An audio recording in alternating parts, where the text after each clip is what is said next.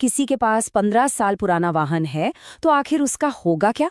क्या उसे कबाड़ में बेचना ही अकेला रास्ता है? आइए इस पूरी पहेली को एक एक करके सुलझाते हैं और देखते हैं कि असल में नियम कहते क्या हैं।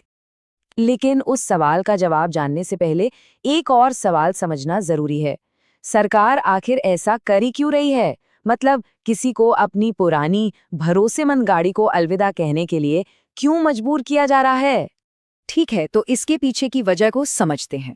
देखिए, ये पॉलिसी सिर्फ पुरानी गाड़ियों को सड़क से हटाने के लिए नहीं है। ये असल में 3 बहुत बड़े स्तंभों पर टिकी है। पहला है कानूनी सुरक्षा, दूसरा सड़क सुरक्षा और तीसरा, जो शायद सबसे जरूरी है, हमारा पर्यावरण। तो पहला और शायद सबसे अहम कारण है कानूनी दुरुपयोग से बचाव। जरा सोचिए, अगर कोई अपना वाहन स्क्रैप तो करवा देता है, लेकिन आरटीओ में मतलब रीजनल ट्रांसपोर्ट ऑफिस में उसका रजिस्ट्रेशन कैंसिल नहीं करवाता, तो क्या होगा?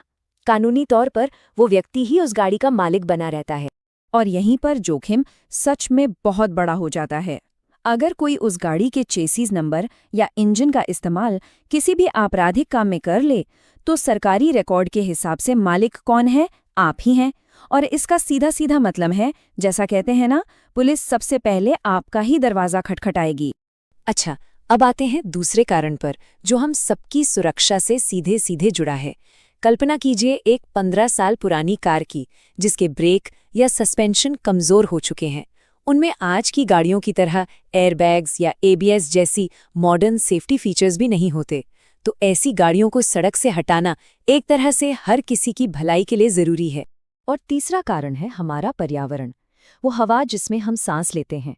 देखिए, पुराने इंजन वक्त के साथ कम एफिशिएंट हो जाते हैं और नई गाड़ियों के मुकाबले कई ज्यादा जहरीला धुआं छोड़ते हैं। और ये कोई दूर की बात नहीं है, ये हमारे शहरों में स्मॉग और हमारे बच्चों की सेहत पर सीधा असर डालता है।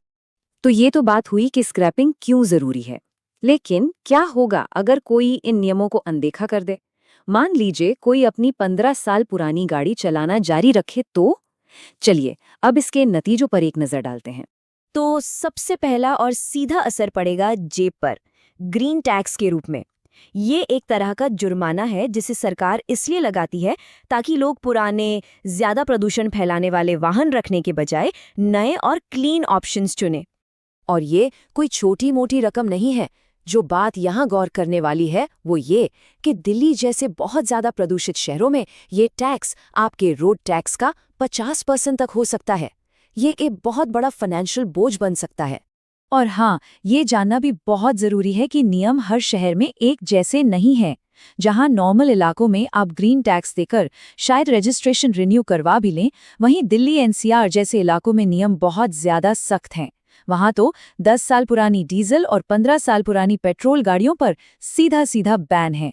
मतलब आप उन्हें चला नहीं सकते, और अगर वो गाड़ी सड़क पर पार्क की हुई भी मिली तो उसे तुरंत जब्त किया जा सकता है। तो कुल मिलाकर तस्वीर एकदम साफ है। भारी भरकम जुर्माना, गाड़ी का जब्त होकर स्क्रैप हो जाना, इंश्योरेंस कवर का ना मिलना, और खुदा न खास्ता कोई दुर्घटना हो गई तो पूरी की पूरी कानूनी और फाइनेंशियल जिम्मेदारी सीधे वाहन मालिक की होगी। जोखिम वाकई बहुत बड़े हैं। तो इन सब जोखिमों को देखते हुए सवाल ये नहीं है कि स्क्रैप करना है या नहीं, सवाल ये है कि इसे सही तरीके से कैसे किया जाए। तो चलिए अब स्क्रैपिंग की सही और कानूनी प्रक्रिया क्या है, इसे समझते हैं। ये प्रोसेस असल में बहुत सीधा है, बस इन 3 स्टेप्स को फॉलो करना है। पहला कदम, अपनी गाड़ी को सिर्फ सरकार द्वारा authorised registered vehicle scrapping facility यानी आरवीएसएफ में ही दें, किसी भी लोकल कबाड़ी वाले के पास नहीं।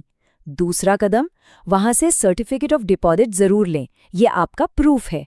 और तीसरा, सबसे जरूरी कदम, ये पक्का करें कि आरटीओ में आपकी गाड़ी का रजिस्ट्रेशन ऑफिशियली रद्द हो गया है।